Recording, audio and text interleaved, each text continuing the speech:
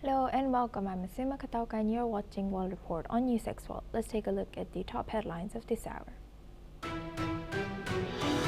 U.S. Navy has said that 2 people have been killed after Mexican Navy plane has crashed in the waters off of the U.S. state of Texas while carrying out a medical transfer. The Mexican Navy said that 8 people were traveling aboard the aircraft. 4 people were rescued alive as rescue efforts still continue. Sudan's Prime Minister has called on the UN Security Council to back a peace plan for the war-torn country that calls for a ceasefire and global monitoring of the conflict. Since April 2023, Sudan's army has battled the paramilitary rapid support forces. The war has killed many and displaced millions.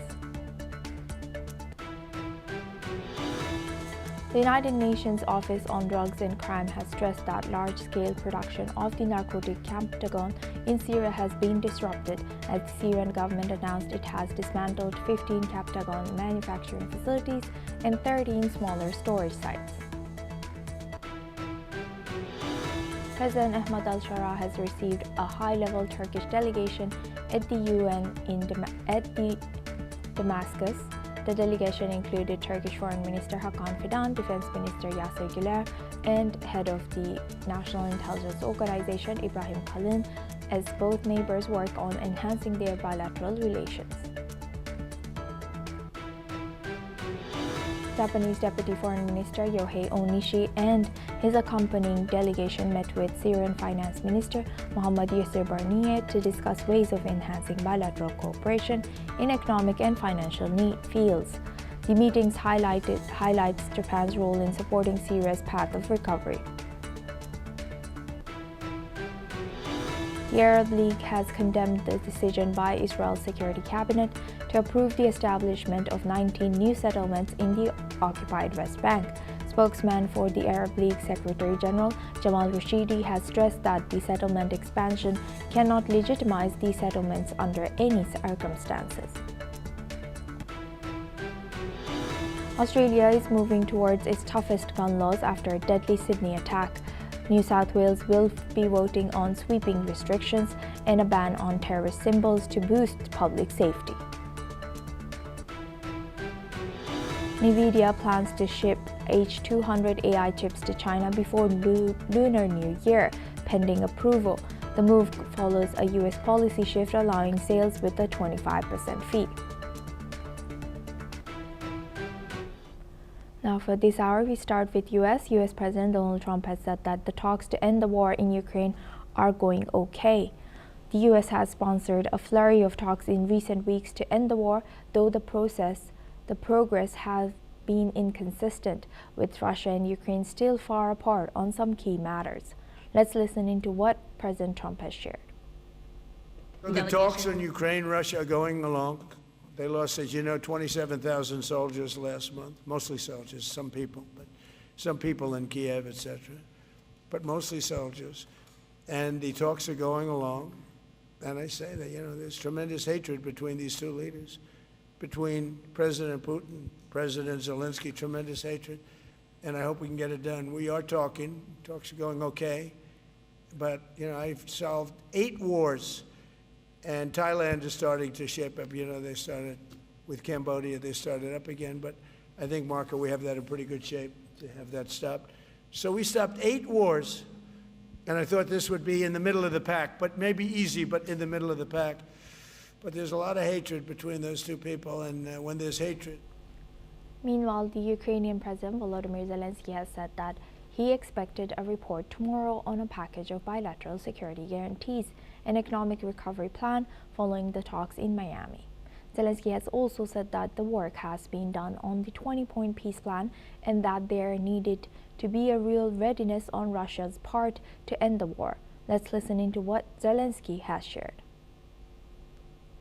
Американська сторона могла досягти і відповіді від Росії реальної готовності цієї держави зосередитись на чомусь іншому, не на агресії. Звісно, після стількох років спочатку гібридної війни, тепер повномасштабної, слабо віриться, що Путін зможе жити без убивств та вторгнень. Але зниження ціни на російську нафту, сильні санкції світу, продовження всіх інших форм тиску – це те, що переконає навіть таку вперту особу. Путін воює, поки має гроші, щоб купувати лояльність і свого оточення, і російського населення. І водночас платити за вбивства на фронті. І за цей рік багато вже зроблено, щоб грошей російської воєнної машини стало менше. Базовий блок всіх документів, на мій погляд, готовий, базовий. Є деякі речі, на що ми, напевно, не готові.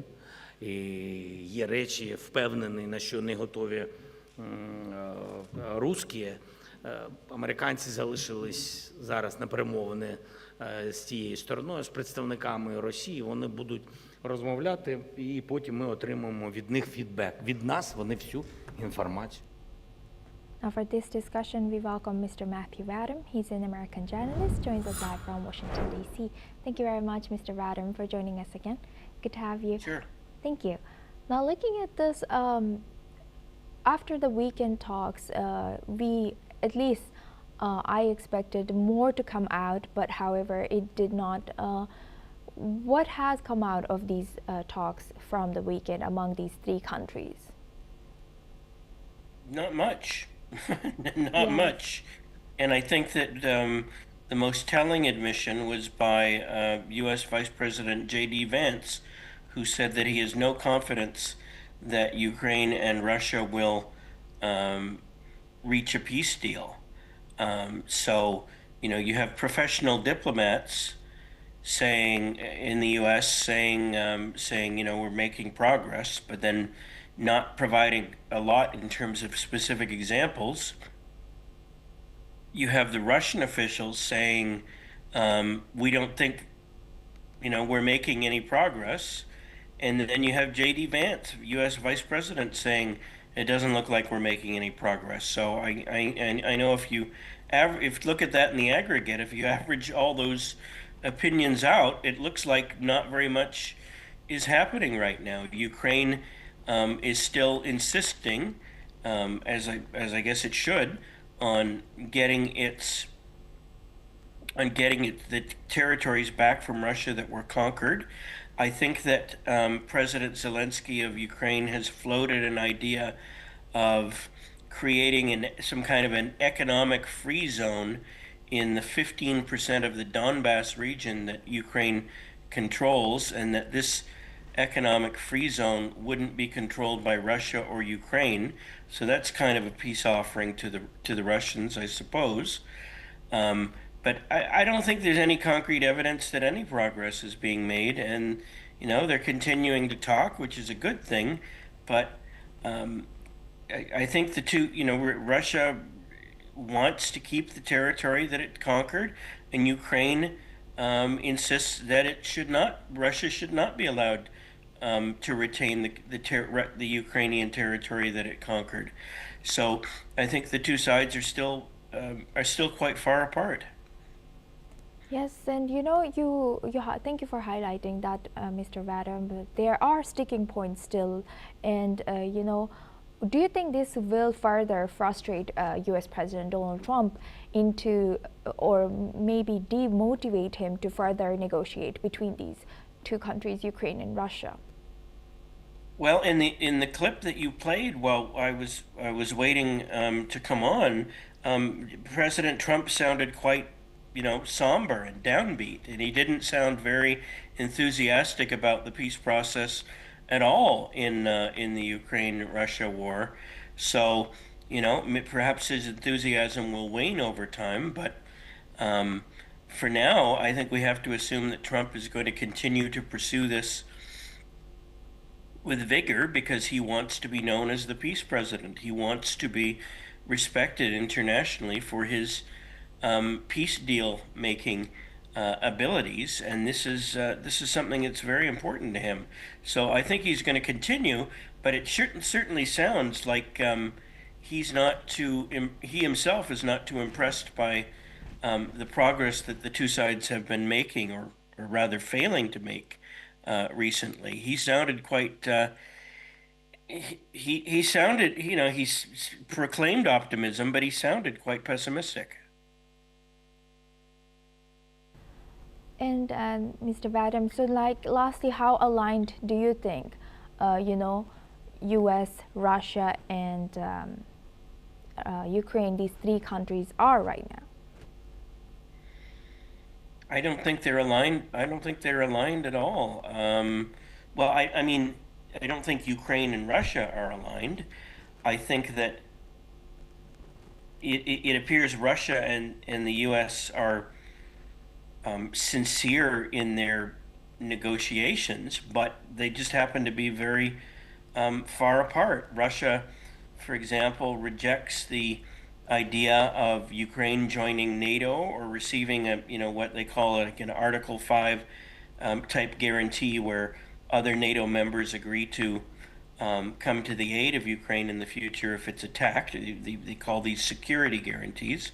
Russia is dead set against that, and Ukraine definitely wants it because Ukraine feels that it's been betrayed by its partners and in the region. Ukraine, I imagine, feels that it's been let down by the United States, which agreed, I think, back in the Bill Clinton years, to defend Ukraine when Ukraine gave up its nuclear arsenal, to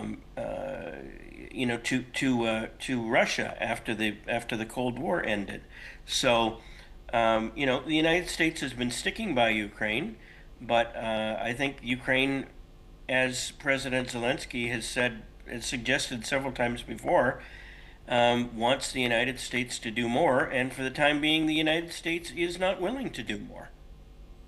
Yes, thank you for highlighting that. With that, I would like to thank Mr. Vadim for sharing that. Please stay with us as we come back to you for our next discussion as well.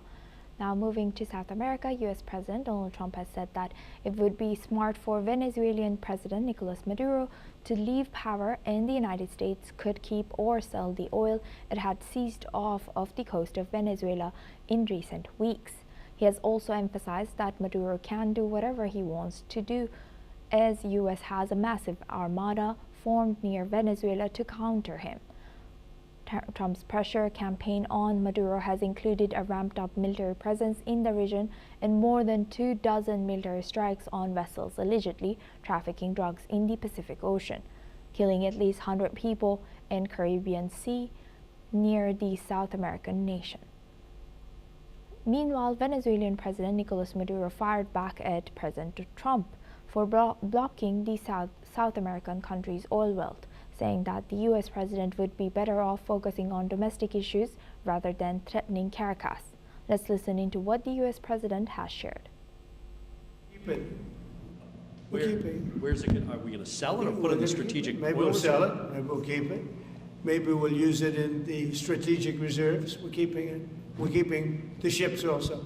There's no answer. He can do whatever he wants. I mean, we have a massive armada formed, the biggest we've ever had, and by far the biggest we've ever had in South America. He can do whatever he wants. It's all right. Whatever he wants to do. If he wants to do something, if he plays tough, it'll be the last time he's ever able to play tough. But I think it probably would. I can't tell that. That's up to him what he wants to do.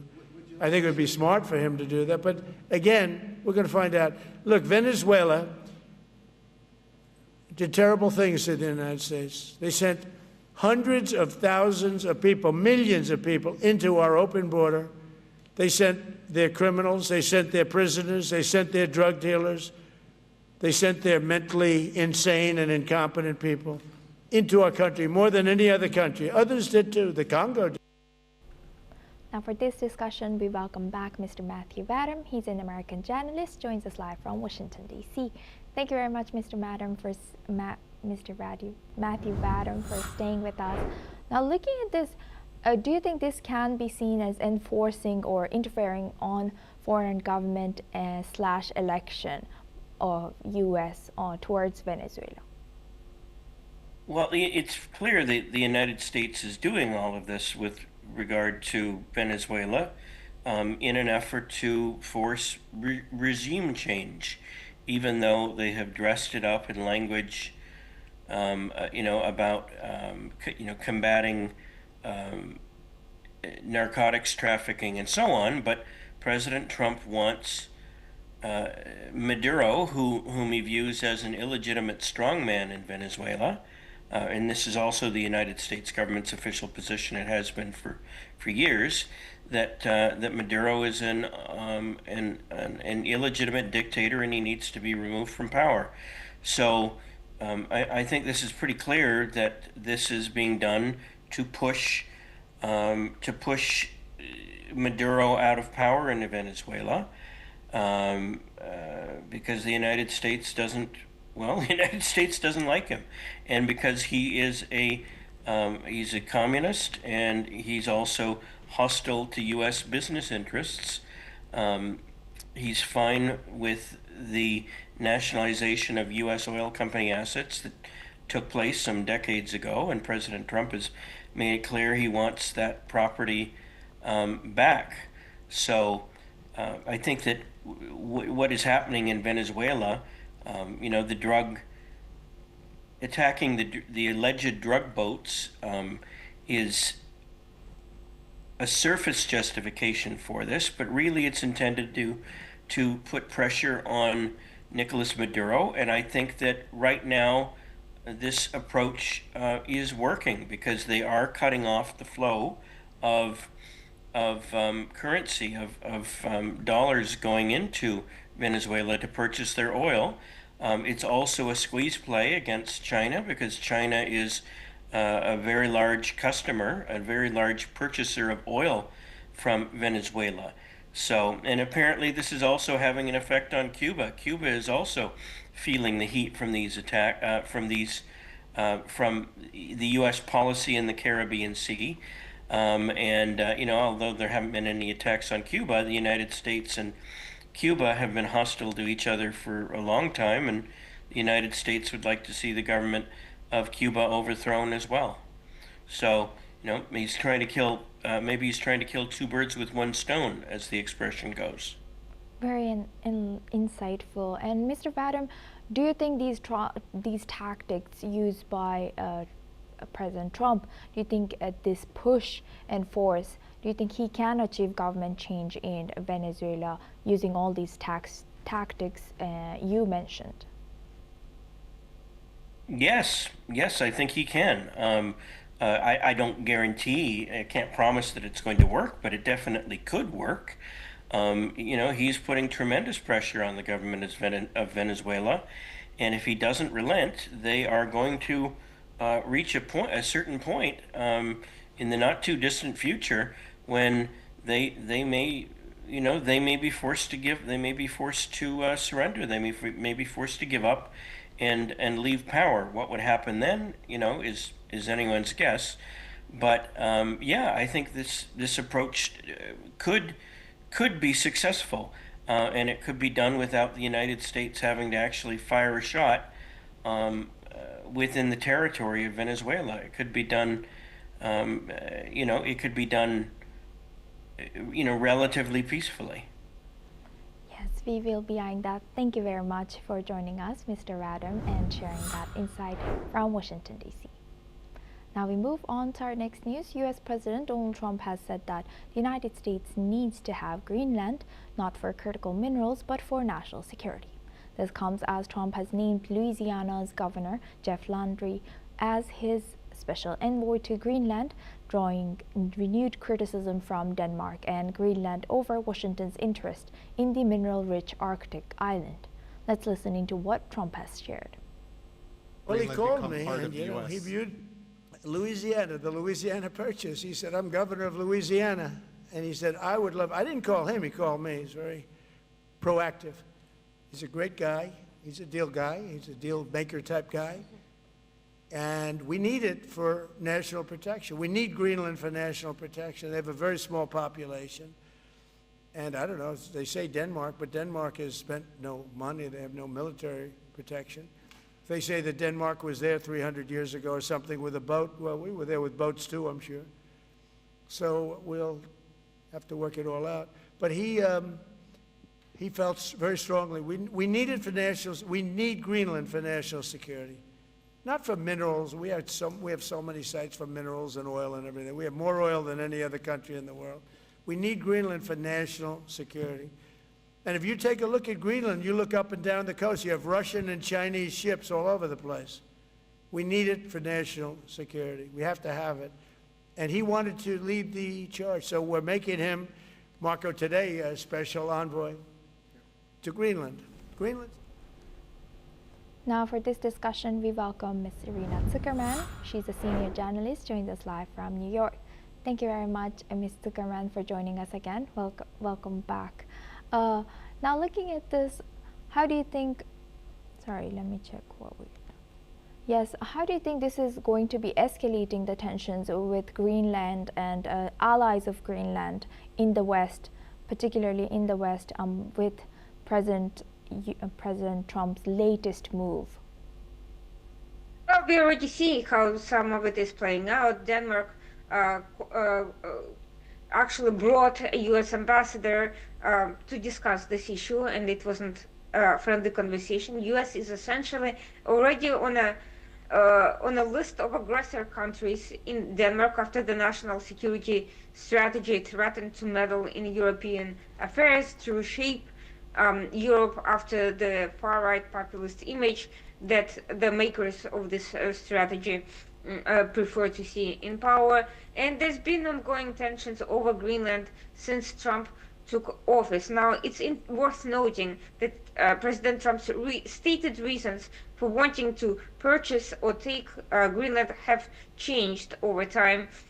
He has tried to purchase Greenland in his first term, and that did not work out. In his second term, he tried to gain entry by various means, by attempting to buy it, by sending in expedition of intelligence gatherers and political operatives to try to get the population to put pressure on the Greenland and Danish governments. That also backfired tremendously. There was no support for such a move among the population, and it has caused harsh discussions between the Danish government and and Washington as well.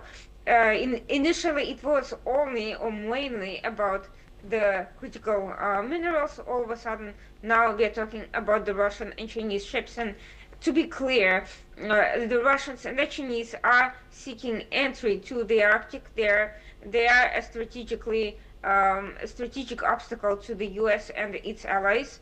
But Denmark is actually one of the countries that is cooperating against those states in the Arctic. Denmark and the Baltic Sea states are the most interested parties in blocking Russian and Chinese operations there. The most effective move to secure that area would be to work jointly with the European Union and the allies that are close to the action, rather than spend billions of dollars trying to first purchase Greenland, then develop Greenland, then to send American ships in that area entirely on their own, and while also handling diplomatic tensions with other countries in the region. That is not an effective way to secure national security interests.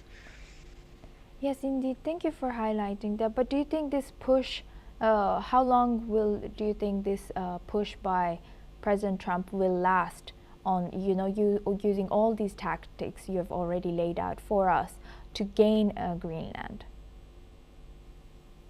Well, interestingly enough, it's been sort of an up and down situation.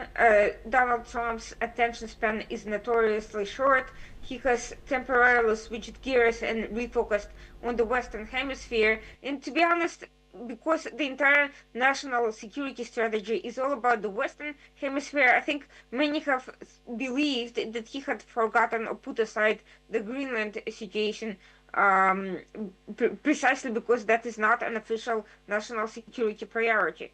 However, as President Trump put it, once the governor reached out and brought his attention back to the issue, I think that's what propelled him back into action. It's entirely possible that after a while, if he sees that he's not making any serious headway, or if that actually ends up causing a serious domestic backlash at home, he may put that aside once more and refocus on the next shiny coin. Right. Thank you very much, Ms. Sukaran, for sharing that. Please stay with us as we come back to you for our next discussion as well. Now, moving the focus on to Australia. Australia is moving towards its toughest gun laws yet after a deadly attack in Sydney. Prime Minister Anthony Albanese says the Bondi Beach violence shows the urgent need to get more guns off of the streets. New South Wales Parliament is expected to vote on what officials call the strictest gun laws in the country. The package also includes a proposed ban on displaying terrorist symbols. Albanese says the measures are about public safety and preventing further violence. Lawmakers in the New South Wales Legislative Council are expected to vote shortly. Let's listen into what the Australian Prime Minister Anthony Albanese and Chris Minnis, New South Wales Premier, has shared. Terrible events at Bondi show that we do need more guns off our streets. The fact there are more guns in Australia today than there were at the time of the Port Arthur massacre is of real concern to Australians. Needs to change. We've got one step to go, but it will be a clear message and clear progress to keep the people of New South Wales safe, whether that's on gun regulation in New South Wales, or secondly, on protests in order, changes to protests in order to lower the temperature in Sydney, and a bit of acknowledgement that in some cases words lead to actions. This is an important change, not just for that community, but for New South Wales, and I want to make it clear it's not the end of the matter. We need to make decisive steps, whether it's through planning law or hate speech, to send a message to those who are intent on putting hate in people's heart or spreading racism in our community, that they will be met with the full force of the law, and that's exactly what's happened today. Now for this discussion, we welcome back Ms. Irina Zuckerman. She's a senior journalist, joins us live from New York. Thank you very much, Ms. Zuckerman, for staying with us. Now looking at this, what do you think what Australia is going to do, and how long will it take to achieve, this this gun law change? And how has this Bondi Beach attack changed the trajectory of gun laws in Australia? Quite frankly, I think what the Australian government is doing is completely ineffective and has very little to do with countering the problem. First of all, law-abiding citizens may very well give up or sell back their weapons, but those who have criminal or terrorist intent will find a way to get around that issue or simply not follow that opportunity. Second, creating new laws is easy, enforcing them is harder. And what we have seen so far is not an issue of insufficient laws, but insufficient enforcement. The two individuals with clear red flags of traveling to a well-known terrorist hotspots nevertheless managed to secure six shotguns, and despite all these red flags, no one thought to ask them why they need so many guns. So that's just one issue. The second issue, of course, is that guns have little to do with combating hatred.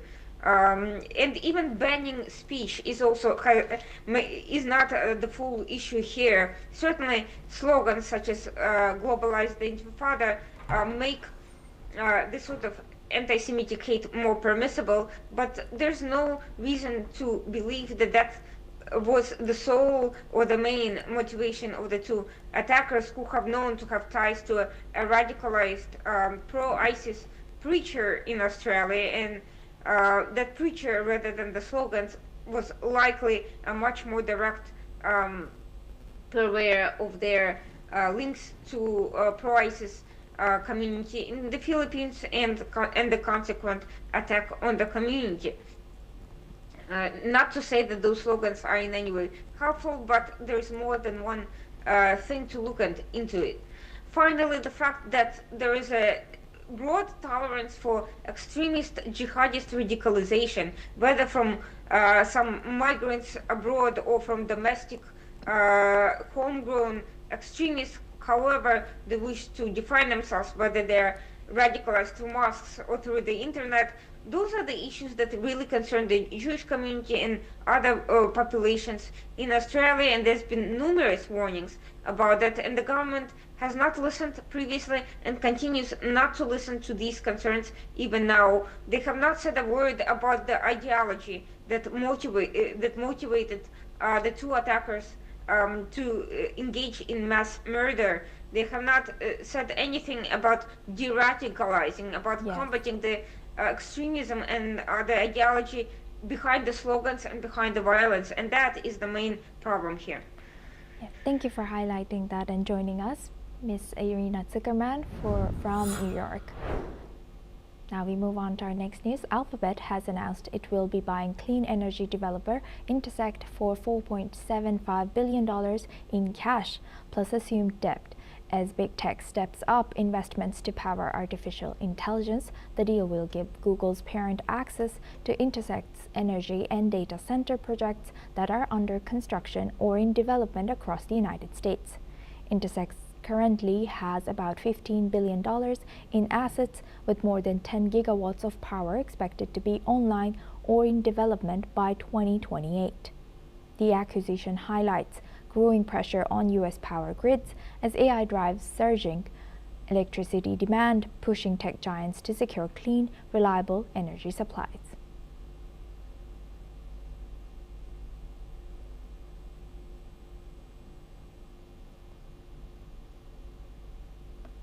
Now that's all we have time for. Keep watching NewsX World for more news updates from around the world.